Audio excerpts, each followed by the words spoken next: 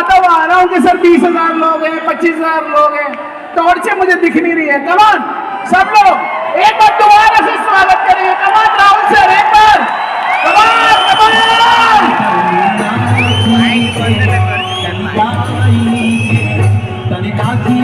सबके मन बहलावा रे भैया, कैसे आप लोग? आप लोगों को जय हिंद। आप बैठिए बैठिए, आप लोग सब लोग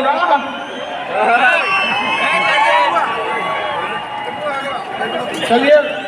भारत में एंटरप्रेन्योर इतने बड़े संख्या में आ रहे हैं और काफी खुशी हुई इस चीज को देखकर। बैठे रहिए, बैठे कैसे बताइए। चेंजिंग की ओर जा रहा है अपने ओर। मतलब हम यहाँ बैठे तो हम चले जाए, आप यहाँ बैठिए। सीट खरीद लिया क्या? हमारे खरीद लिया कैसे?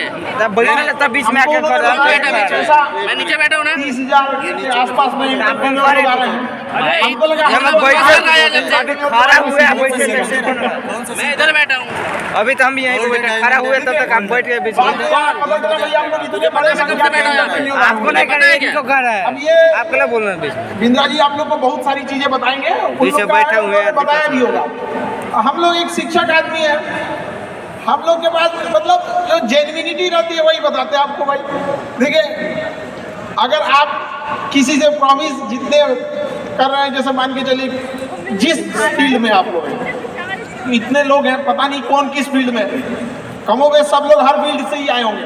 हम लोग जैसे एजुकेशन फील्ड से, तो जब भी हम लोग किसी चीज़ को एक्स अमाउंट का प्रॉमिस करते हैं ना, तो कोशिश ये रहता है कि उसको 4x डिलीवर किया जाए। अगर हम उसे कहते हैं कि हम आपको इतनी चीज़ें डिलीवर करेंगे, तो उसे 4 गुना सोचते हैं कि उसको डिलीवर किया जाए। आप लोग भी जिस फील्ड में होंगे बाबू, अब हमको आदत हो गई है बाबू बोलने की। आप में बहुत लोग उम्र में बड़े हैं तो ऐसा बुरा नहीं मानिएगा, वो आदत हो जाती है। पढ़ाते पढ़ाते ना, ऐसे दिन भर इंसान का काम पढ़ाना ही है, तो पढ़ाते पढ़ाते आदत हो गई है। समझ में आ गया बाबू? तो ऐसा आप लोग को मतलब तो एक तो जुबान पे रट गया है बाबू बाबू। मतलब कहने का सेंस है कि आप ईमानदारी से कोई काम कीजिए, ज़्यादा मतलब इधर उधर की चीज़ों में नहीं पड़े। जिस काम को लिए हैं आप बिल्कुल उस काम को ईमानदारी से कीजिए। अगर आप प्रॉमिस करते हैं किसी से, अपने सर्विस में, बिजनेस में, एंटरप्रेन्योर में, चाहे जहाँ पे भी है, उसे बढ़ के देना कर लीजिए। अगर आपको कोई 100 रुपये दे रहा है, अब सोचिए कि आप उसको 400 की वैल्यू लौटाएं उसको, चाहे वो आपका बिजनेस है, सर्विस है या कुछ भी है। हमारे पास लड़का है ना, 200 रुपया फीस देता है, 6 महीना पढ़ के जाता है। दिन का पता है, लोग कहते हैं कि मास्टर सनक गया है। लेकिन भाई आप कहीं पे भी रहिए, आप उसको कोशिश कीजिए कि जो आपके लिए आया है उसको जितना ज़्यादा आप सर्विस दे सकें। जैसे बहुत जगह हम देखते हैं इस चीज़ों को, हम लोग के जैसे एजुकेशन में क्या है ना, एक होता है डाउट सेशन। डाउट सेशन मतलब कोई प्रॉब्लम है तो भैया आके पूछ लो। आप लोग के सेक्शन में होता होगा हम बहुत अच्छा सर्विस देते हैं, मतलब आफ्टर सेल सर्विस, शायद आप लोग उसको बोलते हैं आफ्टर सेल सर्विस। तो हमारा कंसेप्ट अलग है। हम सोचते हैं कि आप अपनी चीज़ों को इतना बेहतरीन दीजिए कि किसी को उसके बाद सर्विस की जरूरत ही नहीं पड़े वहाँ पर। जब हम लोग पढ़ाते हैं तो यही सोचते हैं कि क्या जरूरत है उसको डाउट पूछने की। यहाँ पर एक ही बार में क्लियर करो ऐसा यहाँ पे कि उसको डाउट फंसे ही नहीं। आज तक आप में से जितने लोग होंगे इसमें, कोई ये कह सकता है कि हम फिल्म देखे, फिल्म समझ में नहीं आया, डायरेक्टर को बुलाओ, एक डाउट सेशन लेना है हमको यहाँ पे? नहीं। ऐसा किसी को नहीं हो सकता है। आप तो वैसे ही आप लोग भी चाहे जिस फील्ड में हो, आप ऐसा कीजिए कि आफ्टर सर्विस वगैरह की जरूरत ही ना पड़े। जैसे हम इंडिया वालों के ना एक चीज़ तो कह सकते हैं कि ये चीज़ें हम लोग ने पहले से अडॉप्ट कर रखी है। आप गौर करेंगे ना, लोग कहते हैं अरे चाइनीज सामान है नहीं चलेगा, लेकिन इंडियन के साथ कोई नहीं कह सकता अरे इंडियन है। लोग कोई सामान इंडियन है कि नहीं तो लोग पटक के दिखाता है, अरे नहीं टूटेगा रे, पटक के देगी यहाँ पे, इंडियन है ये। तो चीज़ों को ना हमेशा सामने वाले के लिए सोचिएगा कि आप किसके लिए बने। सपोज जैसा हम एक शिक्षक है, हमारा कर्तव्य है कि हम अपने स्टूडेंट की प्रॉब्लम को समझें। आजकल के स्टूडेंट के लिए ना, पहले गांधी जी के 3 बंदर थे, एक बुरा मत देखो सुनो, एक चौथा मिला है, मोबाइल लेकर बैठा रहता है। उनके टाइम पे तीने थे। आजकल तो मोबाइल ऐसा चीज आया ना, सब कुछ छीन लिया यहाँ पे। अब आउटडोर चीजें बंद हो गई, तो बहुत सारी चीजें अब समाज से सीखने को ना, जो अभी की जनरेशन आ रही है उसको कम मिल रहा है। जबकि हम लोग के समय क्या था, ज्यादातर चीजें हम लोग समाज से ही सीखे थे। तो हम अभी भी अपने आप को यही कहते हैं, I am the student of society. अभी भी हम समाज से कुछ ना कुछ सीख ही रहे हैं। तो सीखने का कोई अंत नहीं होता है, आखिरी सांस तक आदमी सीखता है। ये घमंड निकाल दीजिएगा, चाहे आप जहाँ पे भी हैं, आपको अभी भी बहुत कुछ सीखना पड़ेगा, चाहे कहीं पे भी है। आज भी हम लोग पढ़ाने के दौरान भी ना, बहुत सारे स्टूडेंट ऐसे मिलते हैं जो किसी चीज़ों को सवाल करते हैं तो ऐसा लगता है कि नहीं यार, इसका कितना जेन्युइन चीज़ था यहाँ पर। तो हमेशा सीखने की प्रवृत्ति रखेगा, अपने आप में अपडेट करने की, इनोवेशन लाने की हर चीज़ों में। वरना अगर इनोवेशन अपडेट नहीं लाएंगे तो खत्म हो जाएंगे नोकिया की तरह। अब हर जगह अपडेशन चाहिए होता है। डायनासोर भी अपने आप को बदलते क्लाइमेट के हिसाब से नहीं अडॉप्ट कर पाया, खत्म कहानी हो गई यहाँ पर। हम लोग एजुकेशन में भी जब हम लोग शुरू में पढ़ते थे तो शायद चौक से पढ़ाया जाता था, एक समय मार्कर हो गया, अब तो डिजिटल बोर्ड आ गया यहाँ पे। तो हर चीज़ में इनोवेशन, डेवलपमेंट, अपडेट, इसको जितना ज़्यादा अडॉप्ट कर सकते हैं उस चीज़ को अडॉप्ट करने की कोशिश कीजिएगा और हमेशा सीखने की प्रवृत्ति रखिएगा। और आज के टाइम पे बाप रे, एक बहुत बड़ी समस्या ना कि दूसरे से प्रति जलन जरतुआही समझते हैं हम लोग, बिहार का ठेठ भाषा है। पता नहीं आप लोग समझते हैं कि नहीं सर? मतलब कौन कितना खुश है, मतलब उसका पड़ोसी जितना दुखी है वो उतना खुश है। ये सब चीजों से थोड़ा आज के समय में अपने आप को थोड़ा बचा के रखने की कोशिश कीजिएगा, क्योंकि किसी के जलन वगैरह से नहीं होता। अक्सर देखिएगा ना, क्योंकि ये एंटरप्रेन्योर है, बिजनेस का चीज़ है, तो एक छोटा सा देखिएगा ना, गांव में किसी के पास समोसा का दुकान चल जाता है तो उसके बगल में एक और समोसे खोल देता है। अरे आप बहुत सारी चीज़ें हो सकती है आप। तो डिसीजन आप कभी भी किसी और के मर्जी से इन्फ्लुएंस होके लीजिएगा, वो कभी डिसीजन सही नहीं होगा।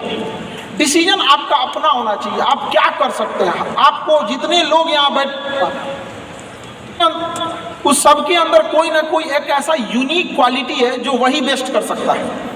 और ये जिस दिन आप पहचान गए उस दिन समझिए आधा काम आप अपने से कर दिए आप।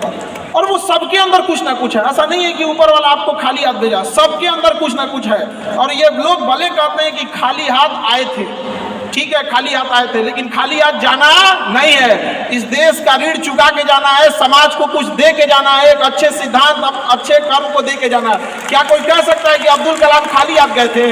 नहीं खाली हाथ गए थे। विवेकानंद खाली हाथ गए थे? अंबेडकर साहब खाली हाथ गए? नहीं गए।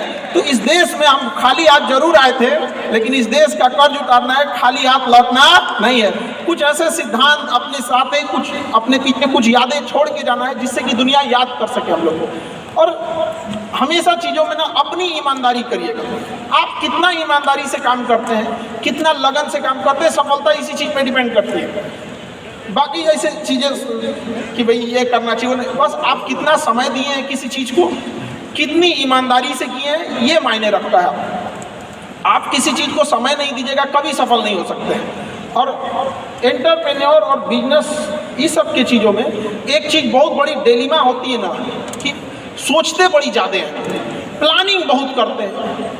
6 महीना से उसका प्लानिंग ही चल रहा है। अरे भाई 6 महीना में कमवा शुरू किए रहते तो कुछ एक्सपीरियंस हो गया रहता, कुछ ठोकरें लगी होती, शुरू कर दो चाहे जैसे करना है। यहाँ पर ऐसा थोड़ी हो सकता है कि एकदम फिनिश होकर काम करे। हर चीज़ जमीन से कभी पेड़ नहीं निकल सकता है, पौधा ही निकलेगा। आज सीखिए, क्योंकि अगर कल कोई शुरू करता है आपके बाद तो आपके पास उससे एक दिन का एक्स्ट्रा एक्सपीरियंस रहेगा। और हमेशा याद रखिएगा, अकल बादाम खाने से नहीं ठोकर खाने से आती है। जितना ज़्यादा आप ठोकर खाएंगे उतनी ज़्यादा अकल आने वाली है। दुनिया का कोई इंसान जो सफल है कह दे कि हमको ठोकर नहीं लगा है, या कोई कह दे कि हम एक ही बार में यहाँ आए हैं, कभी नहीं आ सकते हैं यहाँ पर। स्टार्टिंग कीजिए यहाँ पे, ज़्यादा प्लानिंग व्लानिंग के चक्कर में नहीं रहे। कितना अच्छा प्लानिंग करके आइएगा ना कुछ चीज़ें गड़बड़ होंगी, क्योंकि किताबी नॉलेज, ये मोटिवेशन, ये सब चीज़ें ये एक अलग चीज़ है। धरातल पे उतर के जाइएगा ना तो अलग चीज़ है यहाँ पर। और कभी बिहार में आके दिखेगा तो एकदम में अलग मिलेगा खैर हमारे यहाँ तो हर चीज़ है भाई, पहाड़ काटने वाले लोग भी मिलेंगे आपको। तो ऐसा नहीं है कि आपके पास अभाव नहीं है। मतलब सबके पास कमोबेश कुछ ना कुछ चीज़ों की कमी है, लेकिन कितना बहाना बनाएंगे हम लोग, कितना रोएंगे कि भैया हमारे पास इस चीज़ की कमी है। दुनिया का कोई इंसान पूर्ण नहीं है, सबके पास कुछ कमी है। शायद जिसे हम कहते हैं कि ये बड़े लेवल का आदमी है, उसके पास बड़ा प्रॉब्लम है। छोटका के पास तो छोटके प्रॉब्लम है, बड़े के पास बड़ा प्रॉब्लम है। दुनिया का कोई आदमी जो नहीं है जिसके पास प्रॉब्लम नहीं है। और प्रॉब्लम का आना बहुत जरूरी है, क्योंकि आवश्यकता ही आविष्कार की जननी होती है। अगर आपके पास कमी नहीं रहेगा ना, आप कुछ करिएगा ही नहीं कोई भी चीज़ का। एक पानी है यहाँ पर, इसकी वैल्यू तभी बढ़ेगी जब हमको जोर से प्यास लगेगा। अभी नहीं लगा है तो इसका थोड़ा सा हमको लगता है कि कम, कोई वैल्यू उतना नहीं। अभी लगेगा ना थोड़ी देर बाद प्यास, तो लगेगा ना बहुत ज़रूरी चीज़ है यहाँ।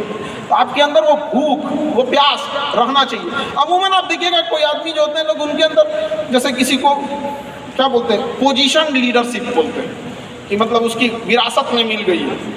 दादा ने कोई बिजनेस खड़ा किया, पिता ने किया, जब उसको मिलता है तो उतने अच्छे से नहीं संभालता। कुछ लोग संभाल भी लेते हैं, लेकिन कुछ लोग उतने अच्छे से भी नहीं संभाल पाते। तो कितना ठोकर लगा है ये बहुत मायने रखता है, क्योंकि ठोकर नहीं लगेगा ना, जिस पत्थर पे चोट नहीं पड़ती वो कभी मूर्त नहीं बनता है। इसलिए जितना आपको चोट लग रहा है ये आपके लिए अच्छी बात है, क्योंकि बड़े बड़े लोगों की ज़िंदगी में मुसीबत आती है। वो मुसीबत ही आती है बड़े जिन लोगों के लिए, क्योंकि फिल्म में जो सबसे टफ रोल होता है ना, तो बढ़िया हीरो के कंधे पे दिया जाता है। तो ये पृथ्वी पे भी ना ऊपर वाले को पता है कि ये बढ़िया हीरो है, इसको थोड़ा सा हम रोल देते हैं बढ़िया। तो बड़ी जिम्मेदारी देने से पहले ऊपर वाला भी ना आपको टेस्ट करता है, टेस्ट करके ही देखेगा कि नहीं करेगा। हम लोग छोटा सा कोई सामान खरीदते हैं तो उसको ठोक बजा के चेक करते हैं कि सह लेगा कि नहीं सह लेगा। एक छोटा सा बर्तन कोई खरीदने जाता है तो पटक के दिखाता है, देखिए मजबूत है। तो ऊपर वाला भी जब आपको बहुत बड़ा जिम्मेदारी देने वाला होता है ना, तो पहले सोचता है कि इसका थोड़ा सा टेस्ट कर ले। बहुत लोग टेस्टे में भाग जाते हैं, ये भगवान हमरा काहे लिए तुम मुसीबत लाया यार। जब ऊपर वाला तुमको खुशी दिया था तो थैंक यू कहना भूल गए थे, और जब मुसीबत दिया चेक करने के लिए तो परेशान हो गए। यहाँ पर चीज़ों से घबराना नहीं चाहिए किसी को। जिसके जिसके जीवन में कठिनाई आ रही है, आप समझिए कि आप एक सही रास्ते पे जा रहे हैं, क्योंकि वही रास्ता सफलता का है। और अगर आपके जीवन में कठिनाई नहीं आ रही है, आप गलत रास्ते पे हैं, क्योंकि सफलता का रास्ता बहुत कठिन होता है। चाहे कहीं से उठा के देख लीजिए आपको, कोई कह सकता है कि इसमें आप में किसी को कठिनाई नहीं है, कोई भी कह सकता है, कभी नहीं कह सकता है आप। इतने लोग में से कोई, सबके जीवन में आएगी कठिनाइयाँ। कठिनाई का आना है, आएगा, उसको पार करके निकल जाएंगे हम लोग यहाँ पर। उस दौरान बहुत कुछ सीखेंगे। और कठिनाई से आने से एक चीज़ और फ़ायदा होता है कि हमें समाज की एक वो हिस्सा देखने को मिलता है जो हम नहीं देख पाते हैं। कठिनाई के बाद पता चलता है कि दुनिया कैसी थी और हम कैसा समझ रहे थे इसको। बहुत ज़रूरी है इस चीज़ को समाज का एक असली चेहरा दिखा कर रखना लोगों को।